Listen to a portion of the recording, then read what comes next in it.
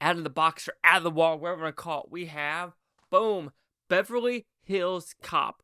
So you know why I'm reviewing 1, 2, and 3, right? Because Netflix is having Beverly Hills Cop Axel F, which is kind of a weird title for the 4th one. Anyway, we're going to revisit these and see how good they are. I am bummed, though, that it's not going to be a theatrical experience.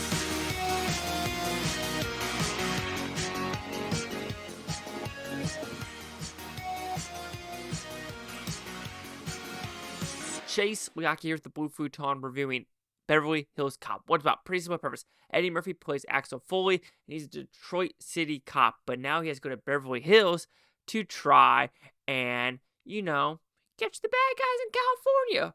But what shenanigans is Eddie Murphy going to get himself into? Is he going to get these other 2 cops fired or not? So, did I like this movie? It's a fun freaking film. These are 3 different movies directed by 3 different people. The first one is directed by Martin Brest. I don't know what else he directed because the other 2 are a little bit more predominant directors. But this one, people don't talk about the first action set piece. The action set piece with the cigarettes in the back of the truck is fantastic. It is so well shot. It is stunts I wish exist today. They don't. They don't. I'm sorry.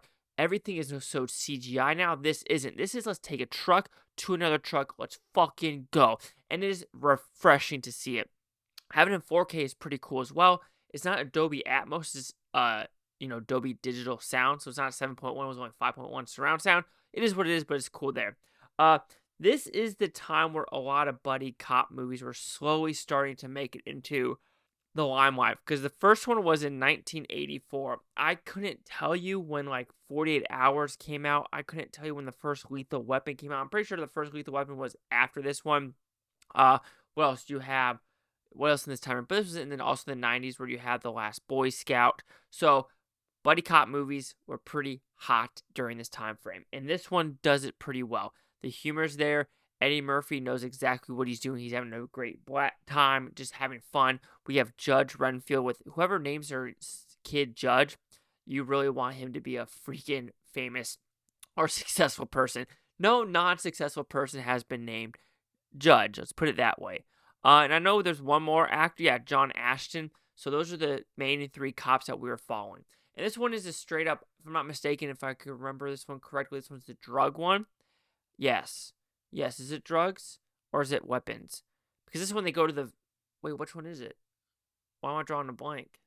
Yes, this one is the drug one, you freaking idiot. Like I said, when you watch these back to back to back, you kind of forget which one is what. But this one, yes, is them going to Detroit because his friend came to Detroit. He gets gunned down professionally next to his apartment. And now there's coffee grinds. And he's realizing this is not an art museum.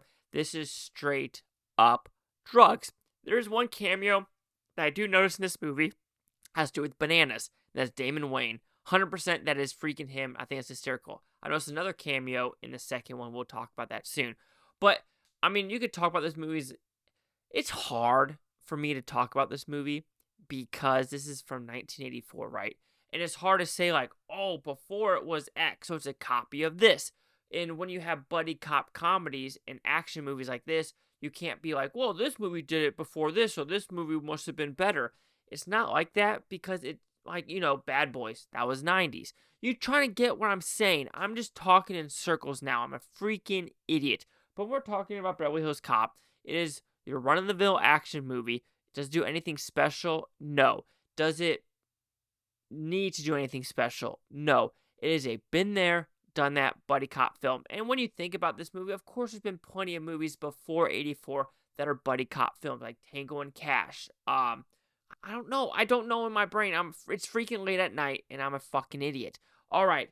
So what are the negatives of this film? You could say that the action set pieces kind of go downhill because it opens up so freaking strong. And in the end, it's a little chaotic, a little fun, but it's just a normal shootout that doesn't do anything like bells and whistles crazy. Some good car chases, but overall just a fun, silly time with Eddie Murphy. What more do you want?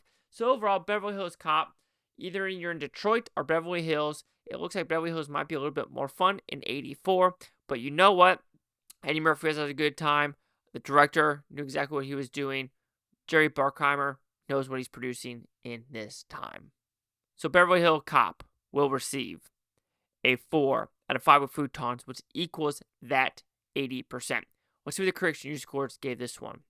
Critics at 83%, audience score at 82%, with 52 critics, 250,000 audience. Critic consensus. A buddy cop movie continues its evolution unabated with this Eddie Murphy vehicle that's fast, furious, and funny. Yeah, fun time. I don't know what else you want me to say. I'm sorry this review sucked ass because sometimes I just suck at just doing this shit. Anyway, 82, 83, 80. Chase Locker, the Blue Futon, like, comment, subscribe. I know things, Bhutontopia. You Bhutoners, stay, watch a great day. I don't care what to say tomorrow, week from a month, or a year from every single freaking one of you. And let's go on to the next one.